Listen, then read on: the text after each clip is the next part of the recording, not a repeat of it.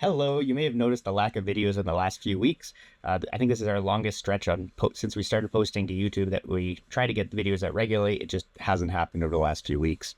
Over the last 3 months, though, we've been exploring northern British Columbia in Canada, and we put about 1,400 nautical miles on Eudora, which has been amazing. We've gone to many cool places that we want to share with you, and we'll be trying to get those videos out to you shortly, and we should be able to do them more regularly going forward now. We'll start off by showing you the provisioning process. So everything that went into getting us, Eudora, and the dogs ready for the summer. There's going to be quite a bit of content that we're covering pretty quickly. So if you have questions, feel free to ask in the comments. And we may also put together a Q&A video if there's interest. We'll start off with showing you the provisioning process. Here we go. Grocery provisioning for the summer was a bit of a task, but I actually really quite enjoy doing that. So the first step was to take an inventory of everything that we have on board. So I went through the fridge, freezer, the spare freezer in the lazarette, all of our pantry cupboards, all of the hiding spots in behind the salon bench, just basically a list. I took a list and counted everything that we had. And then I put it on my handy grocery spreadsheet, which I made it last summer for provisioning. So I just reused it, refreshed it this year. So basically, I could show you what the sheet does is takes the item, I give it a category so it's easy to find things. And then we've estimated how many we will need for the whole trip based on how much we know that we use. And then I've written down what we have on hand. And then it just calculates the quantity that we need to buy and spits out essentially a grocery list at the end of it.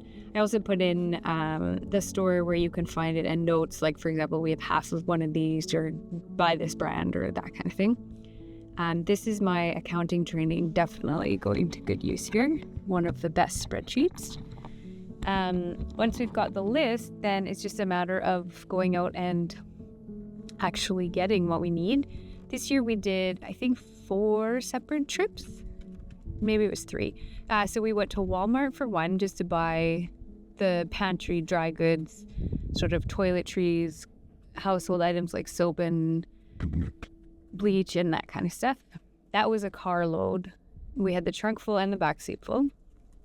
And then the next trip was to our local grocery where we bought any other pantry stuff that Walmart didn't have.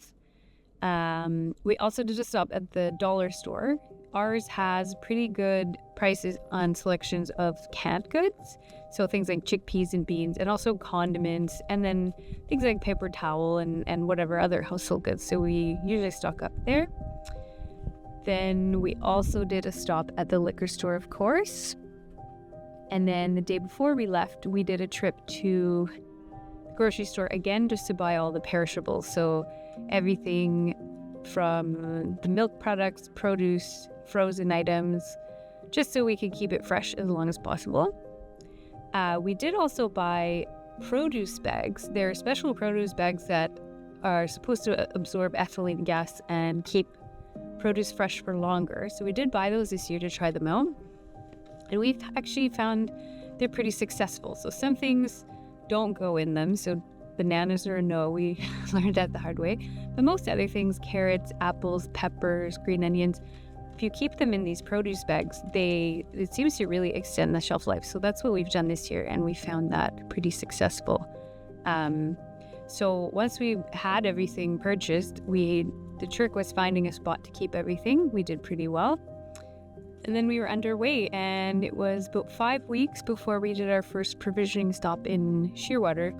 So we replenished fruits, veggies, and milk products at that point.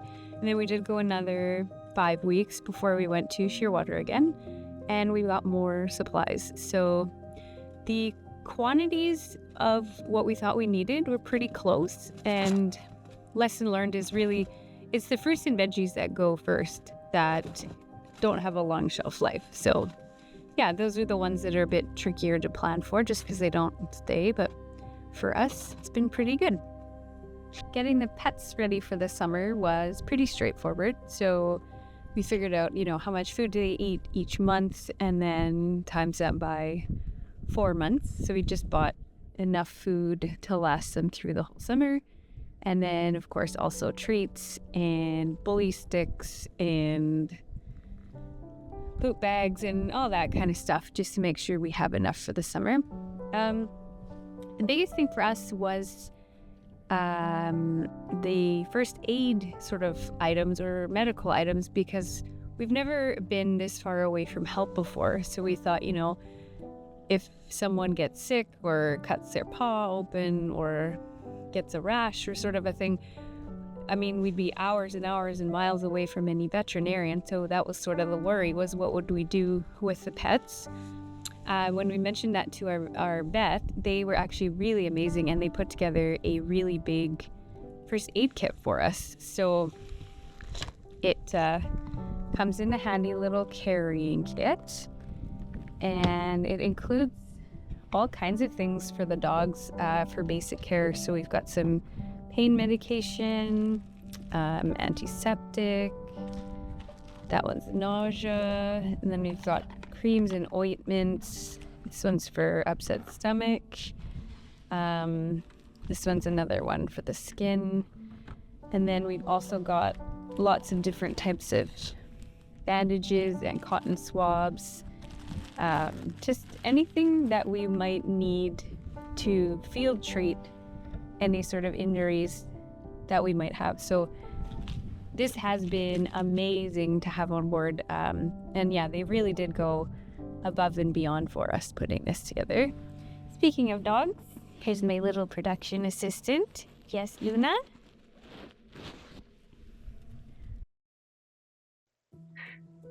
Over the winter, we did a lot of work on our main engine. It started with a little bit of a drip on our high-pressure fuel pump, and we were going to pull that and get that rebuilt. So we got that pulled off. At the same time, we did new fuel lines, new injectors.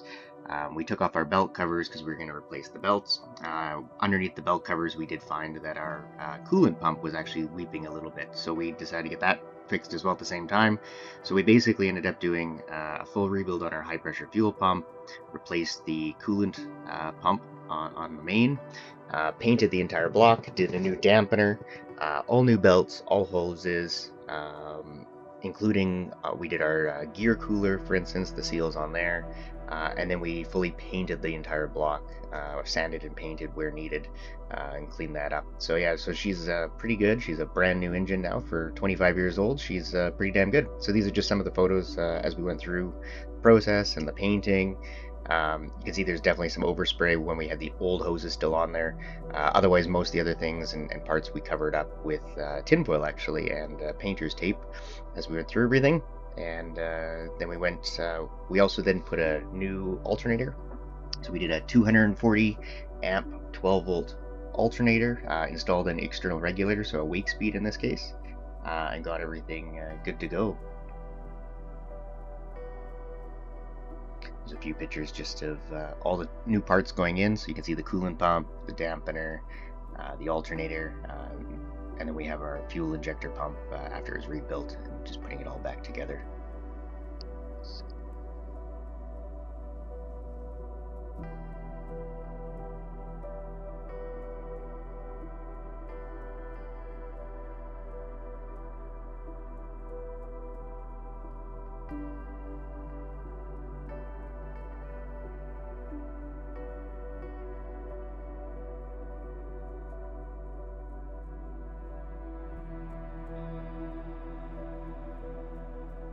And then once we were done too, we also went through and painted basically the entire bilge, both around the engine and then under the floor panels.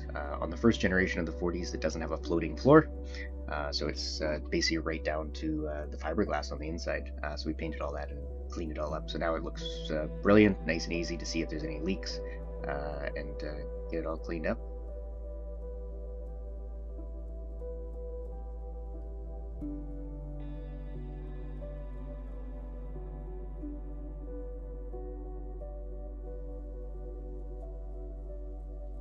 These are just some of the final pictures here as we go through and show everything. I think this is a picture. We also did the lift pump on the side. So this is kind of the final assembly. As you can see, new belts, new hoses, everything's painted. This was kind of just before we were starting to do our sea trails again and get everything up and running. So.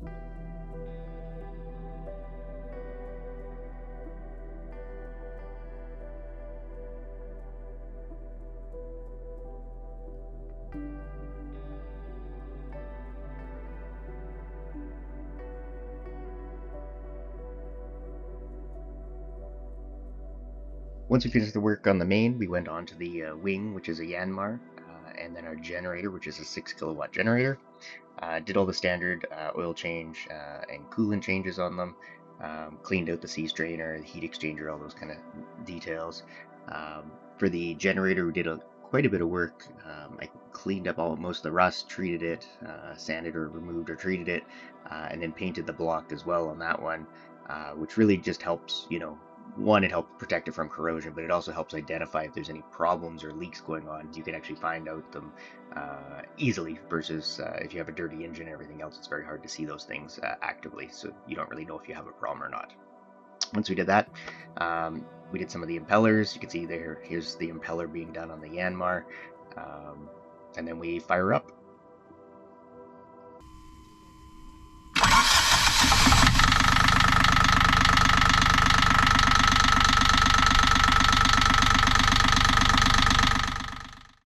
From there, we moved on to the diesel heater. Our diesel heater gets quite a workout, as this is our primary where we live full time.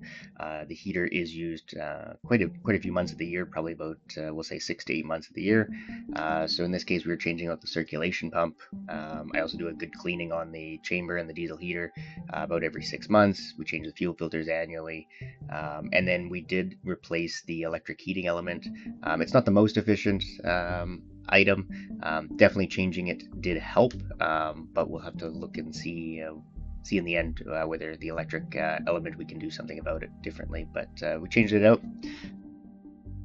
Changing it out primarily removed a lot of the corrosion that was on the inside and the outside of it, so you definitely get a better thermal transfer, and it's great to use at the dock when we do have short power.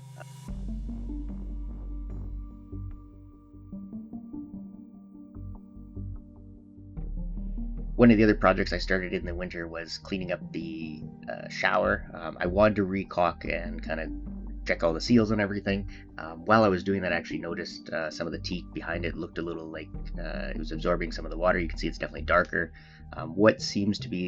What happened, I believe, it seemed to be the top side or the front side was varnished, but the back side was not. So once a little bit of water got in there, it started rotting it. So this was kind of like just chasing one thing after another.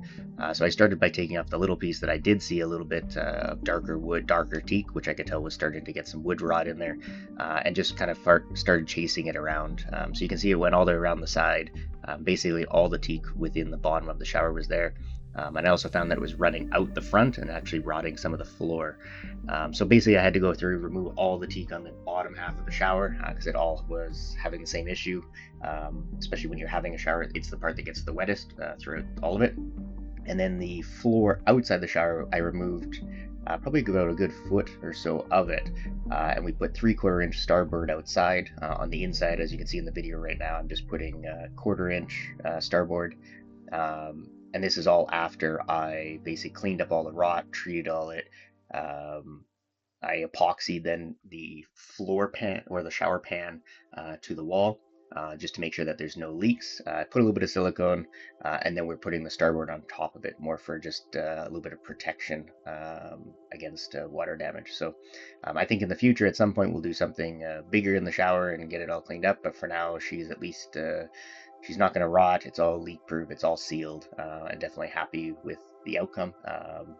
One of the other things as part of this project too was removing the wooden door that goes, you can see on the left hand side there's that opening, and that goes into where our depth sounder is and everything else, and that was a wooden door.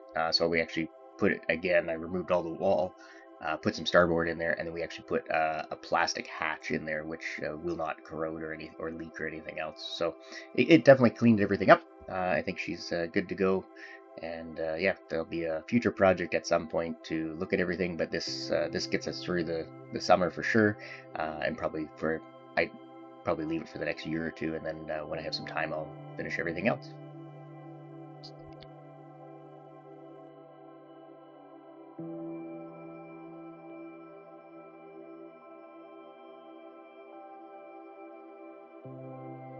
One other thing as part of the shower changeover, we installed a shower sump box, makes things a little easier for showering.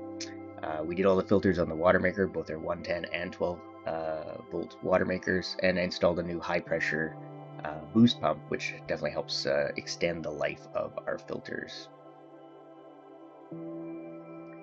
Some of the other just little random projects throughout the winter were changing out the electrical sockets in the salon. These are the final two I think that I have not replaced on the boat, and you can definitely see there's some corrosion on them. I think I even opened this one up, and you can see inside of it.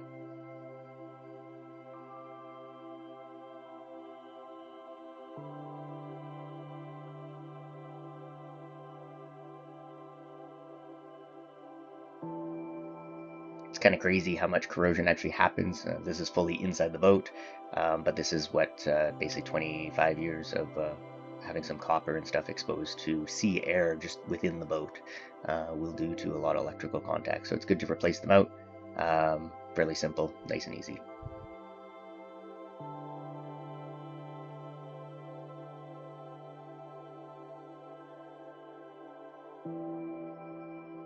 Our high pressure water pump on the boat, its little pressure activated switch started to go.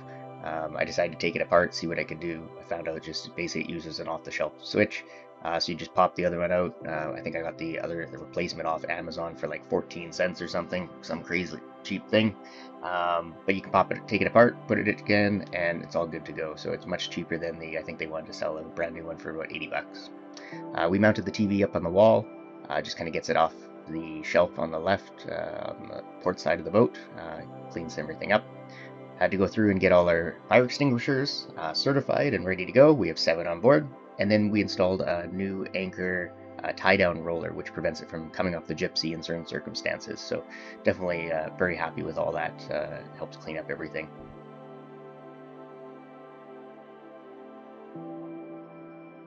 Part of the general maintenance on Eudora is also just keeping up with aging parts. So in this case, we had our bow thruster was a 4D. We upgraded that to an 8D.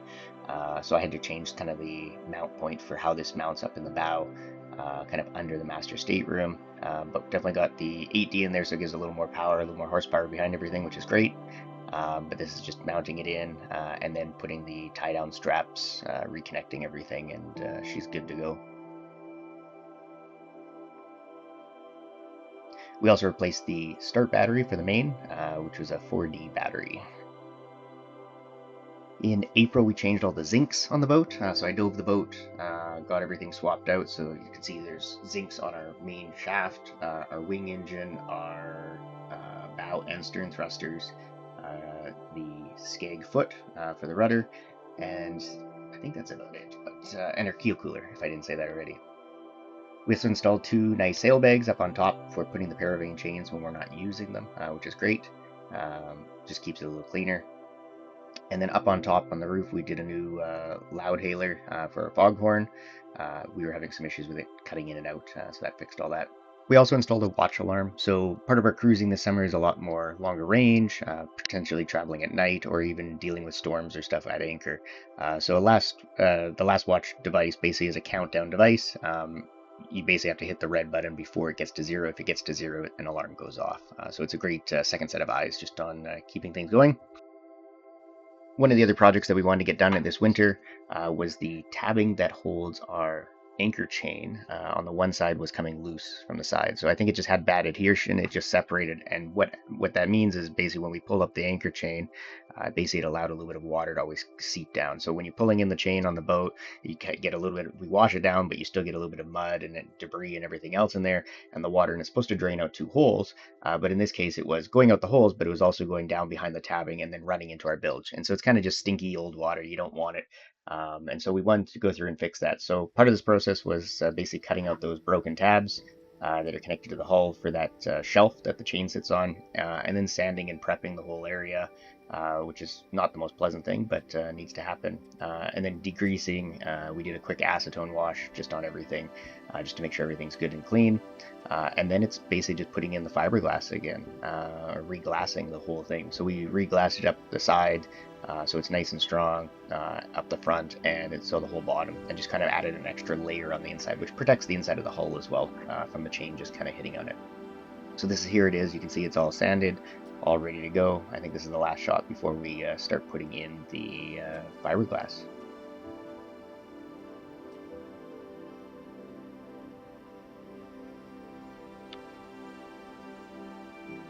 Here's the very first strip, just kind of going up the front, and then from here we have some bigger sheets that we layer out across the whole bottom.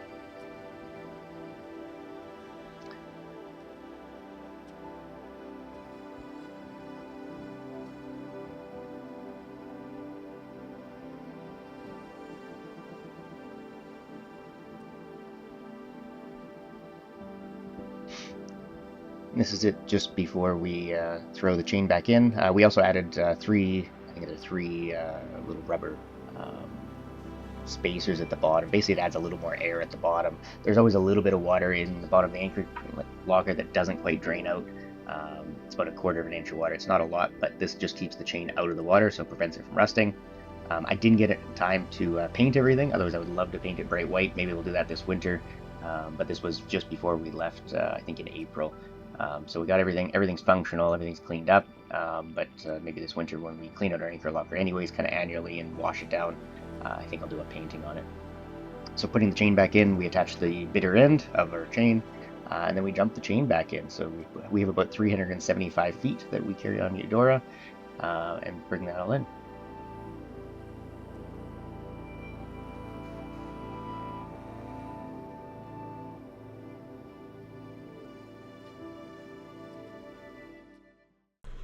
We hope you enjoyed the overview of kind of what went on over the winter and getting Eudora ready for this summer trip. It's a lot of work, but it's well worth it at the end of the day when you get to go out and explore the big blue bathtub.